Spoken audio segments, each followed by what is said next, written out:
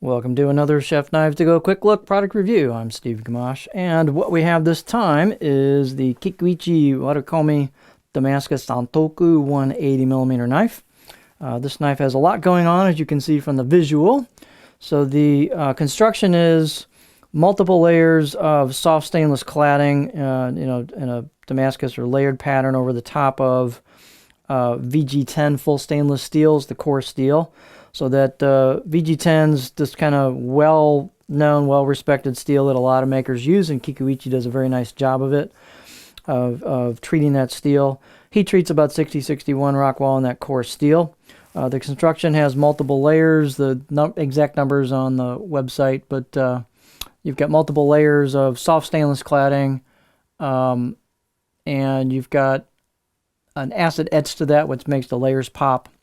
And then you've got the flat part of the knife has a hammered, what's known as a tsushime or hammered finish to it. So it's got a really nice, unique pattern. Each knife's going to be different. So you have a lot of cool stuff going on here. The weight on this knife is about 172 grams or 6.1 ounces. Handle is a nicely finished black Pack-A-Wood, which is a stabilized wood product. And it's got a nice polish on the handle. You can see that polish there. Very nicely polished, very nice fit and finish. The tang is a partial tang, so it comes on the back. And then about that deep on there, so it goes enough to get the rivets through there. And then not all the way to the bottom. That lightens the handle a little bit. Handle's quite comfortable. The bolster is what we call a pinned-on bolster. That has the two sides to it that meet towards, it's not an integrated bolster, but it's a pinned-on bolster. Very nice fit and finish on this all the way around. In terms of the balance point, that handle's a little bit heavier, of course, than a stick-handled or what's known as a wa-handled, Japanese-handled knife, but this Western-handled knife, the balance point's about right there, which isn't too bad. For a Western-handled knife to be right about where that choil is pretty doggone good. So the pinch grip is going to be a little handle-heavy, but not crazy. So not too bad. In terms of other dimensions, the edge lengths are right about 170 millimeters on these, or about 6.7 inches. Overall length, about 297 millimeters. And then spine thickness, it's a little hard to measure given the hammering, but I got about 1.85, 1.9, pretty much all the way down. Camera's not wanting to focus today. All the way down here, and you can see the spine is kind of nicely polished, a little bit of relief on that, so nice fit and finish there. Nice thin tip. And then you've got the edge is pretty thin as well. So it comes down to a nice thin edge. Fit and finish on these is really good. The height on the back is about 47 millimeters, so it's pretty tall.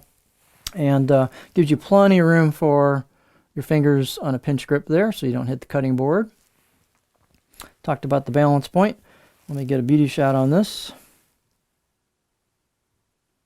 Really pretty bright blade. Cool thing about this is the hammering helps a little bit with food release, so it doesn't suction onto the blade too much. And then you've got right about where that changes, you can see that's where the grind starts down towards the edge, and then you got your core steel peeking out from the edge. So it's got a really nice fit and finish on this. The left side does have, I think it's a little hard to tell, but I think it's hand engraved kanji on here. It looks like it to me, and then it's got the chrysanthemum logo there, as is their custom. The left side of the blade is just got everything but any kind of markings on it. And then, as I said, the spine has a little bit of polish and relief to it. The choil, actually, I did a little bit of work on that as well, so it's a very nice fit and finish out of the box. Edge, I give it about a 6 out of 10, so it's really ready to rock and roll out of the box. This brand has been around forever, as you might look at on the website. This particular line of knives has been around a long time and is very popular and is still popular, especially in pro kitchens. It's just a solid lineup, really nice fit and finish. They're not inexpensive, but they're very well made, consistently well made, so it's never a bad choice. But this is what the edge looks like. So you'll see kind of typical Santoku profile with a low tip.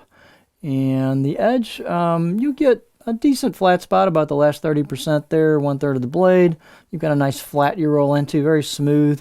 And then It's not wanting to let me go too high on rock. The tip wants to dig in about right there. You could tweak that tip a little bit in the last couple millimeters on a sharpening, kind of sweep the edge up a little bit and give yourself a little more wiggle room, but it'll rock okay on lower stuff, lower height product, smaller product, but a real smooth profile, good center section for push-pull cutting, glide cutting. This will do tip draws on product really well, so good versatile profile, just not a real high rocker. But just a classic line of knives that continues to be very popular for good reason. And again, it's just a really well-crafted knife. Great steel, nice look, lots of cool functional aesthetics going on. So this is the Kikuichi Warikomi Damascus Santoku 180mm knife from Chef Knives to Go.